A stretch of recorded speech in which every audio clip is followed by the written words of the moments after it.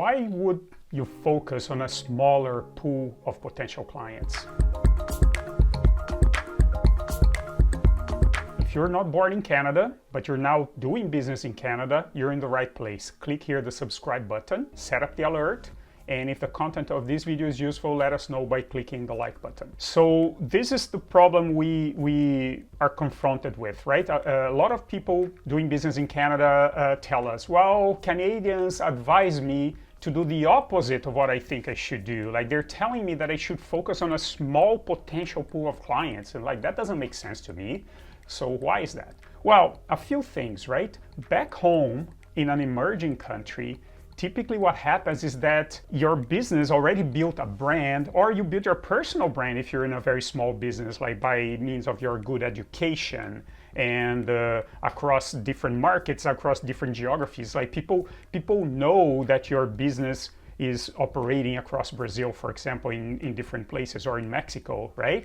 And typically in emerging markets also, the larger the capabilities that a business displays, the broader the market is going to be. So yeah, my business is good at this, also that, also that. Like, it's very common to find like conglomerates, like in India, in Pakistan, in Brazil. Companies, when they reach a certain size, they are already supplying many different markets. And that means they are good in doing business. They have a good brand in their local market. They have a good reputation. And people look for them as a benchmark of quality of a supplier they trust and they would like to do business with. So trust in those environments, in emerging countries, trust in your business comes from good execution in a very challenging operating environment. Infrastructure may not be great, rules and regulations are complicated. So when you master and you navigate all that, suddenly people look at you and trust, hey, they deliver. Despite all the challenges we have, they deliver. So let's hire these people because they're good at what they do.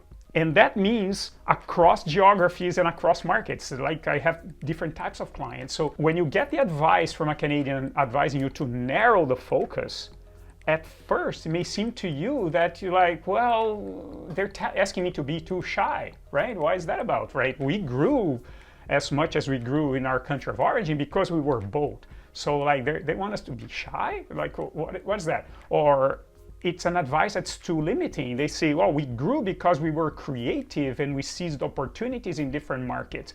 And now they're telling us to be very restricted, right?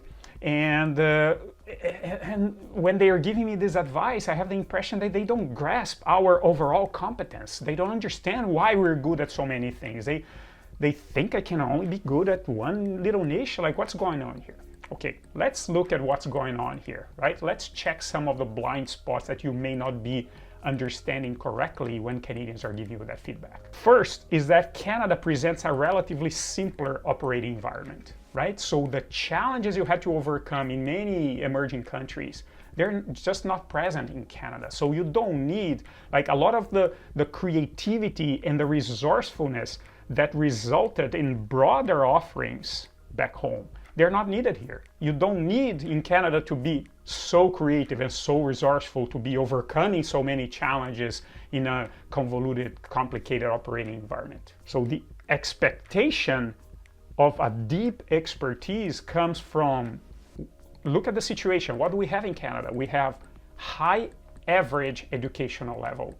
So that means everybody in the country has a decent qualification level, have a higher than average study habits, right? All you have to do is to take public transportation in any large Canadian city, and you're going to see everybody with a book. People are reading the book. People are not just like watching videos on TikTok, right? People are actually reading stuff, right?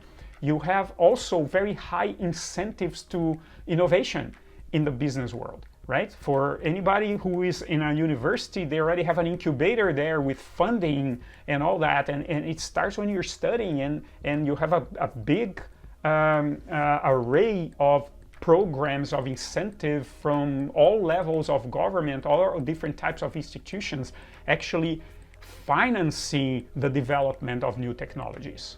So you have this environment where people are encouraged to be specialized and deep in their understanding.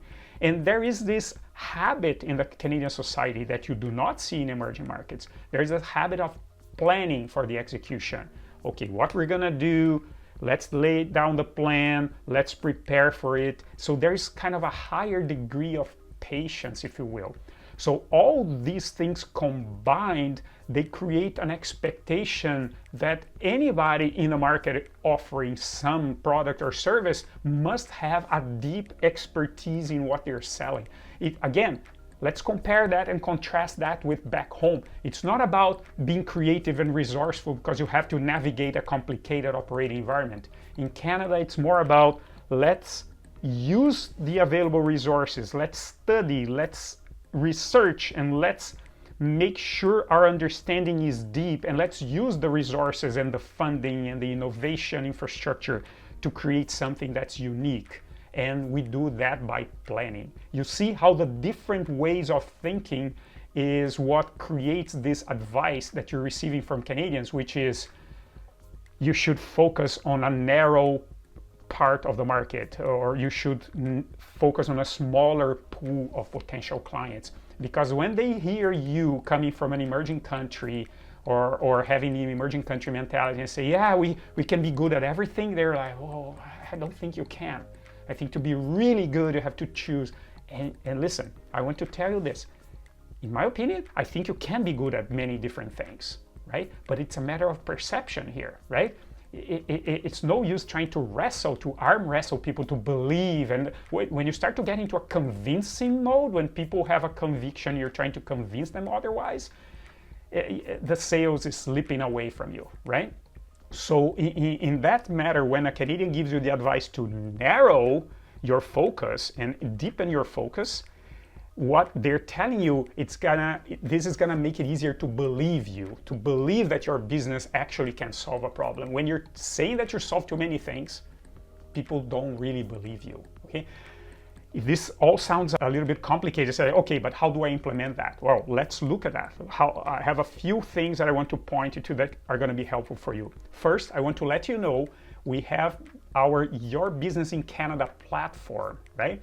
It's a subscription program you can get out anytime you want, and in there we're gonna be by your side helping you build your success in Canada, and you'll be surrounded by other business owners like you that were not born in Canada and are also building their success in Canada. Okay, so how can you find the niche with the best conversion rate? First, you need to know the client's side, right? Don't try to demonstrate your capabilities too early before you understand actually what is that the client needs and wants. What is the problem that they have that have not been addressed properly by the other solutions they have in the market? So you need to start from their side. It's not about showing the client how good you are, how resourceful you are. The biggest mistake I hear is people say, oh, my business is really good at solving problems, or we have great quality and low prices. These are all very vague value propositions. People do not believe you in Canada when you start to go that way. They say, yeah, that's what everybody says. But what are you really good at? Oh, we're good at solving problems. You're not causing the impression you think you're causing at all, right? You need to understand the client size instead of trying to demonstrate why you're good. The second thing, look at your past experiences in your existing business and try to carve some focused success stories. I'm sure you have many success stories from your past, like real value that you created to real clients. It's a matter of being able to extract those very specific focused examples and be prepared with very relatable, quantifiable success. Oh, hang on a second. What does that mean? People need to see themselves in the story you're telling. You say, hey, a business like yours, this business was very similar sector, similar size, and they had a similar problem, and this is how we solved it, and these are the numbers to prove. As simple as that, right? And stick to what is in your client's radar. If you're talking to a Canadian that is from a specific sector, really focus, especially in the beginning of the conversation, focus on value that you added to people exactly like them. Don't try to show them your capabilities that your capabilities are broad, and then you solve problems of people that had different problems, because this way they're gonna see how good you are at solving problems. It's gonna distract them. It's gonna make them think that, well, you may be good, but not at what I need. So yeah, see you later. So once your paying relationship has been established, once they are actually paying you, they hire you, and you're delivering that specific value, then it's totally okay to broaden your offerings, because now you already earned their trust. When they already trust you, then you can say, oh, by the way, I was observing this. I know it's not what we're hired to do here, but I noticed that you also have that thing. And oh, by the way, we also already delivered value in that kind of scenario. Do you wanna have a look? I can guarantee they will want to have a look. But first, you have to earn their trust. And you do not earn their trust by just sending them a bunch of information, trying to convince them of how good your propositions are.